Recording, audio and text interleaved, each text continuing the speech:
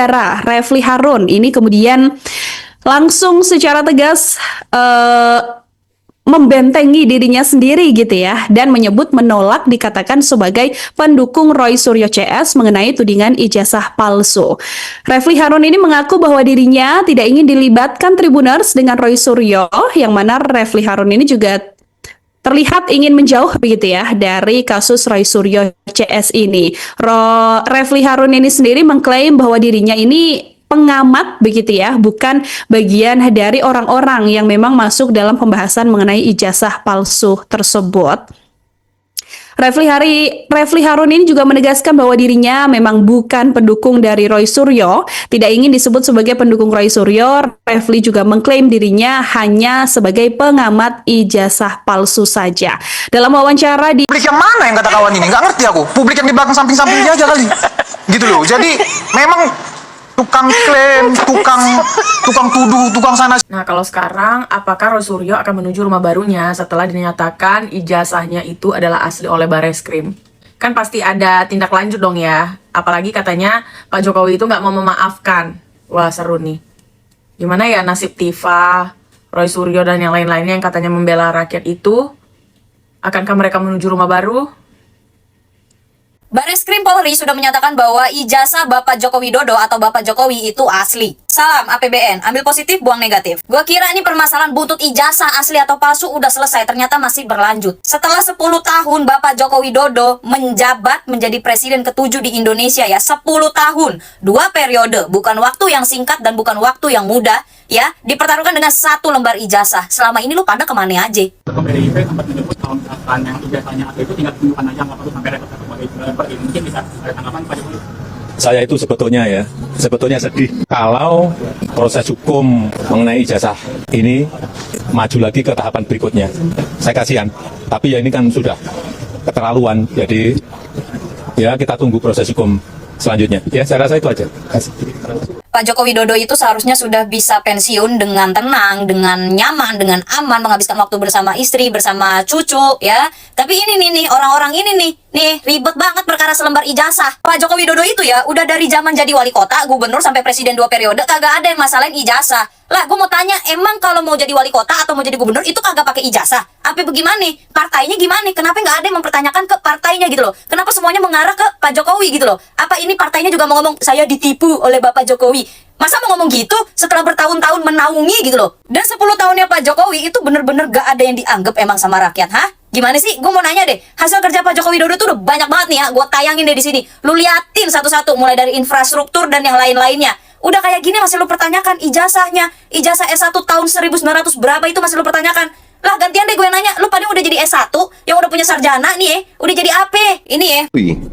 Salam waras. Nah, setelah Mabes Polri melakukan rilis bahwa benar ijazah Pak Joko Widodo itu 100% asli, ya.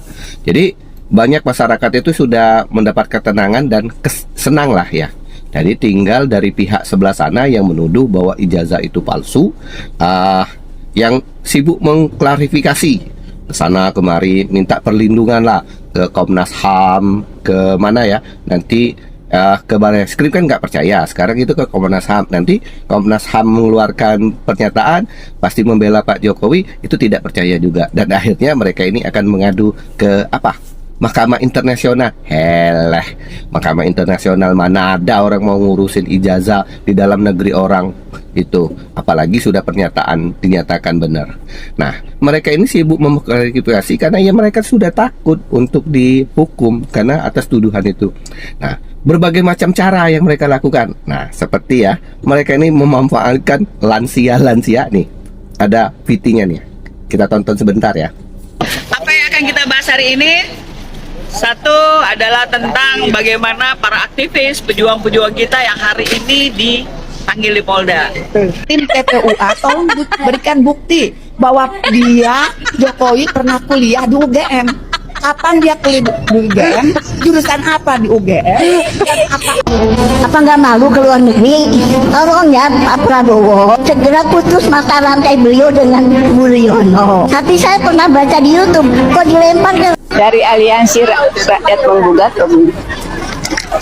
Isim panis buat buka puasa kita. Nah, ditonton kan? Jadi rombongan ini memanfaatkan lansia untuk mendukung mereka. Karena ya orang yang waras, orang yang cerdas nggak bakalan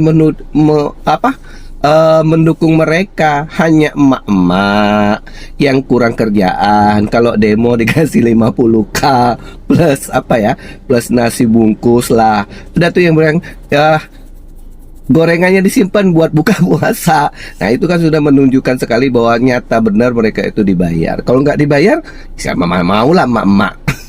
Tapi lumayan lah buat job-job emak-emak. Jadi maka saya bilang ini jadi dagelan ya, jadi buat lucu ya untuk kerjaan netizen sekarang ini, hiburan ya, hiburan buat netizen untuk nonton ini. Jadi kalau tempo hari kan agak tegang nih, asli apa tidak nih ijazah Jokowi ya bagi mereka yang tidak meyakini itu. Nah sekarang kan sudah diyakinkan dengan Mabes Polri. Nah ini nih keluar nih. Jadi kalau yang sekarang itu mereka sibuk, wah, jadi tontonan aja. Jadi sambil nonton itu senyum-senyum sambil ngerokok atau ngopi apa segala macam sambil minum cemilan. Aduh ini emak-emak apa nggak malu anak-anaknya? Itu banyak sekali di komentar-komentar, kolom komentar itu kalau dibilang mak pulang mak, itu suaminya mau bikin nasi uduk kayak gitu. Jadi ya lucu aja. Kasihan sekali juga orang-orang seperti Roy, apalagi Rismon ya, itu dokter Tifa itu jadi bahan ejekan jadi masyarakat. Lucu-lucu aja, jadi lumayan lah buat hiburan. Kalau mereka tidak bersuara tidak ada hiburan. Oke, jadilah masyarakat yang cerdas. Kita perlu belajar sedikit ilmu hukum agar kita tidak seperti emak-emak ini ya. Gantengnya kawi. Yuk salam waras, dadah.